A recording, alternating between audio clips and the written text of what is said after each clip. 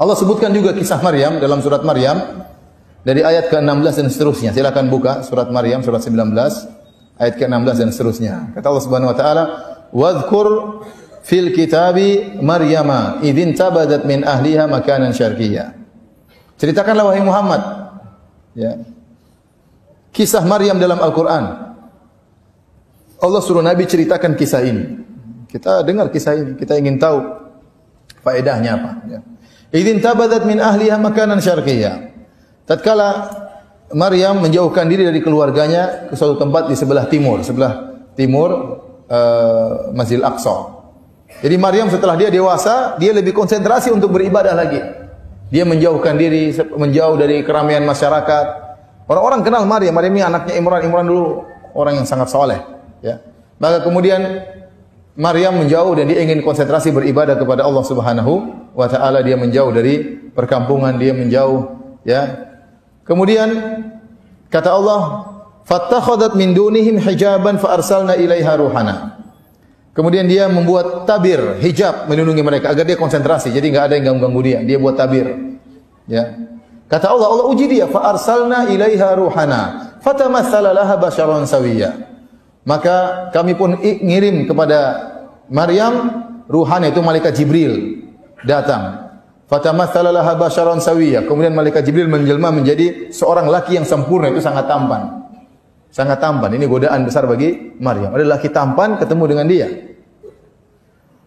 Kemudian tatkala laki tampan tiba-tiba tersebut muncul di hadapan Maryam, Maryam mengira ini laki jahat, ingin berbuat buruk kepada dirinya.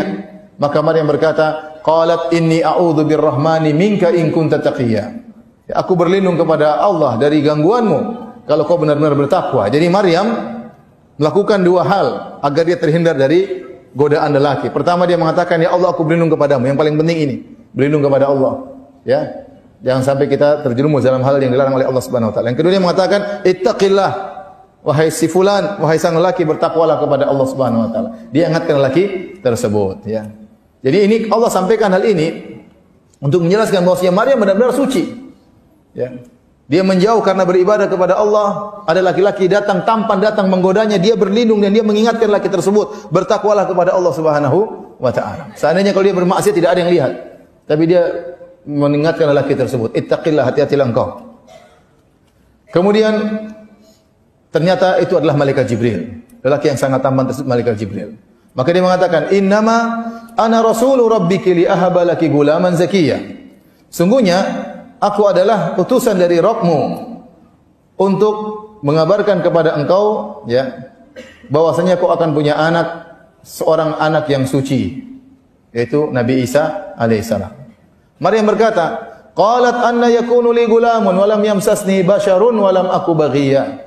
Bagaimana saya bisa punya anak sementara saya tidak pernah disentuh oleh lelaki pun. Tidak ada lelaki yang pernah menyentuhku dan aku bukanlah wanita pezina. Karena anak tidak mungkin muncul kecuali dari dua jalan. Pertama menikah disentuh oleh laki, yang kedua tuh wanita tanpa pernikahan, yaitu dengan perzinahan.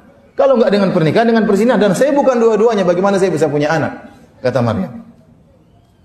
Kata Jibril alaihissalam, qala kadzalika qala rabbuki huwa alayya hayyin. Demikianlah kata Rabbmu, itu perkara yang mudah bagi Allah Subhanahu wa taala. Tinggal bilang apapun, fayakun, gampang bagi Allah. Adam saja tanpa ayah tanpa ibu, ya, bisa muncul tanpa ayah tanpa ibu, ya. Kemudian kata Allah, walinaj'alahu ayatan lin-nasi wa rahmatan minna. Kami akan jadikan anakmu Isa sebagai tanda-tanda kebesaran kami bagi manusia, wa rahmatan minna, dan sebagai bentuk kasih sayang kami kepada mereka. Wa kana amran maqdiyya. Ini perkara yang tidak bisa dihindari, sudah diputuskan wahai Maryam. Maryam merasakan ini tugas yang sangat berat. Maka hamillah dia, ya. Jibril meniupkan, ya, dari ruh yang Allah ciptakan masuk ke dalam rahim Maryam. Kata Allah, fahamalathu fantabadat bihi makanan qasiyya. Maka dia pun hamil. Ini berat, antum bayangkan bagaimana ujian Maryam. Maryam ini wanita yang soleha, terkenal suci, masyhur di kalangan masyarakat, wanita yang soleha. Bapaknya dulu pemimpin para ustadz istilah kita, ya. Tidak pernah melakukan macam-macam, tidak pernah nakal, tidak pernah berhubungan laki-laki, tahu-tahu pulang hamil. Kira-kira bagaimana? Berat. Berat. Maka ini ujian yang berat bagi Maryam. Kata Allah, fahamalatu fantabadat bihi makanan qasiyya. Maka dia hamil, dia pun pergi ke tempat yang jauh. Kenapa? Kalau dia hamil kemudian datang, akan jadi cibiran manusia. Apalagi kalau hamilnya 9 bulan. 9 bulan dia akan dihina-hina terus. Maka dia menjauh. Dia menjauh. Agar tidak diketahui oleh orang-orang. Dalam kondisi hamil. Sendirian. Tidak lapor kepada siapa-siapa. Sendirian. Berat yang dia hadapi. Sampai tibalah setelah 9 bulan. Atau waktu yang sudah ditentukan. Tibalah saatnya dia melahirkan. Jadi orang bayangkan, oh rupanya kamu selama ini pergi berzina. Kan dia menjauh selama ini beribadah kepada Allah. Pulang-pulang tahu-tahu punya anak. Ini perkara yang sangat berat. Sampai tatkala tiba saatnya melahirkan, kata Allah Subhanahu wa taala, fa'aja'ahal makhadu ila jid'in nakhlati qalat ya laitani mitu qabla hadza wa kuntu nasyan mansiya. Tatkala rasa sakit yang dia rasakan untuk melahirkan dan dia segera pergi menuju ke pangkal korma.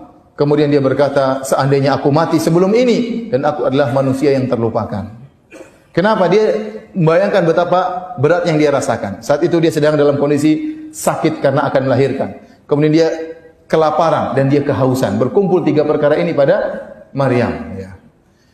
Dan dia mengatakan, sampai dia berangan-angan, coba saya mati sebelum ini. Dia bayangkan, ini anak kalau lahir, terus saya pulang, apa kata dunia? Ya, antum bayangkan kalau antum menjadi posisi dia. Ya. Ini apa kata dunia? Coba saya mati sebelum ini. Saking beratnya apa? Beratnya ujian yang dia hadapi.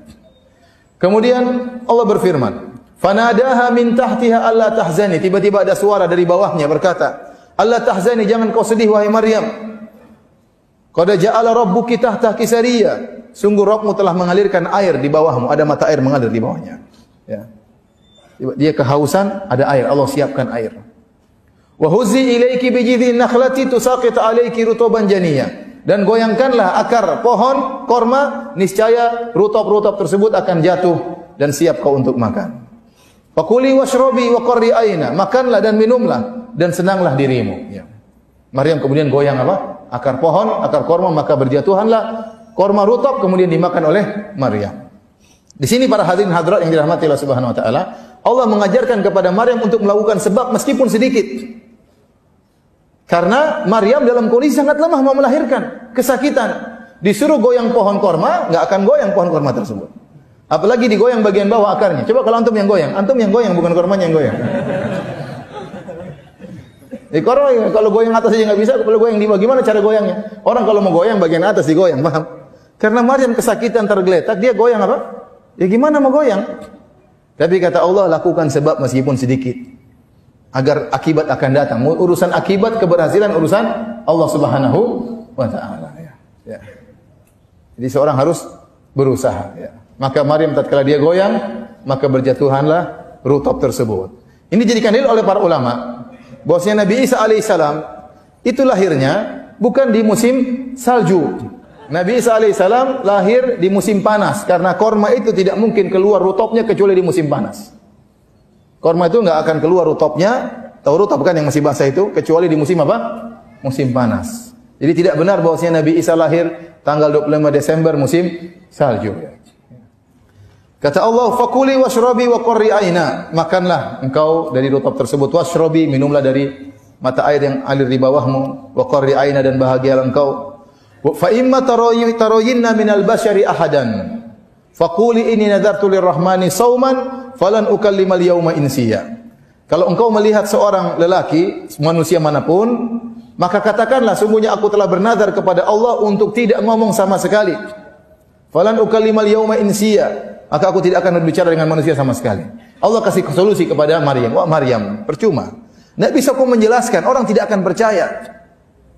Bagaimana engkau bawa anak, terus tanya, kok bisa punya anak? Gimana cara menjelaskan?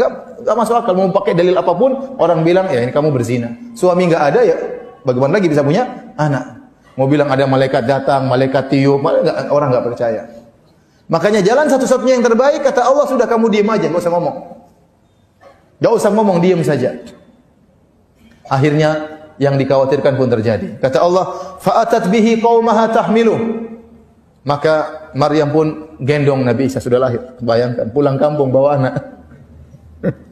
Mulailah orang kumpul rame. Ini berat sekali bagi apa? Maryam itu tidak bisa bayangkan bagaimana susahnya dia.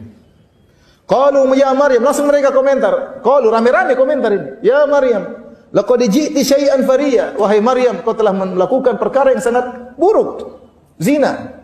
Ya ukhta Haruna, ma kana abuki imra'a sawin wa ma kanat ummuki baghiyah. Wahai saudarinya Harun. Kemungkinan besar Maryam ini punya saudara namanya Harun, tapi bukan Nabi Harun alaihissalam. Tetapi para anbiya, para Bani Israel dahulu, mereka menamakan anak-anak mereka dengan nama-nama nabi. Di antaranya ada yang dinamakan dengan Harun, dan ini bukan Nabi Harun. Karena Nabi Harun di zaman Nabi Musa alaihissalam. Ini jauh setelah Nabi Musa. Harun di sini adalah kebetulan namanya sama saja. Maka ana abuki imra'a sawin, kok bisa kau berzina wahai Maryam, sementara ayahmu bukanlah orang yang buruk dan ibumu bukan pezina. Kau bukan keturunan pezina, bapakmu baik-baik, kok sekarang bisa berzina? Mereka berdalil dengan bahwasanya buah jatuh tidak jauh dari apa? Pohonnya. Ya. Oleh karenanya pepatah Arab mengatakan, "Faman syabaha abahu fama zalam." Barang siapa yang mirip dengan bapaknya, maka dia tidak bersalah, ya. Maka seorang berusaha berbuat baik agar anaknya bisa mirip dengan dia, ya. Oleh karenanya mereka heran, kok bisa bapakmu orang baik, ibumu orang baik, kok kamu berzina wahai Maryam? Maryam tidak bisa jawab. Jadi tidak boleh menjawab karena tidak mungkin mereka paham. Fa asyarat ilaih, Maryam begini. Tanyain sama bayiku ini. Kenapa kamu berzina? Kenapa kamu berzina? Gini jawabannya. Qalu kaifa nukallimu man kana fil mahdi sabiyya. Kata mereka, bagaimana kami bisa ngomong sama anak masih digendong? Tiba-tiba Nabi Isa berkata, qala inni abdullah, sungguhnya aku hamba Allah.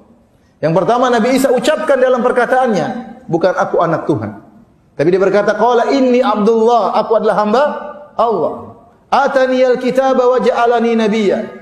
Allah telah akan memberikan kepada aku Alkitab, Injil, dan Allah akan menjadikan aku seorang apa? Nabi. Wa ja'alani mubarakan aina ma kuntu, dan menjadikan aku sebagai orang yang penuh berkah dimanapun aku berada. Kata para ulama, karena Nabi Isa dimanapun dia mengajarkan kebaikan, maka dia diberi berkah dimanapun dia berada. Kemudian wa awsani bis salati waz zakati ma dumtu hayya. Dan Allah mewasiatkan kepadaku untuk salat dan untuk bayar zakat selama aku masih hidup. Wa barram biwalidati, dan aku akan berbakti kepada ibundaku ini. Walam yaj'alni jabbaran syaqiyya, dan Allah tidak menjadikan aku orang yang sombong terhadap ibundaku. Aku patuh kepada ibundaku, aku tunduk kepada ibundaku. Syaqiyya, dan Allah tidak menjadikan aku orang yang celaka.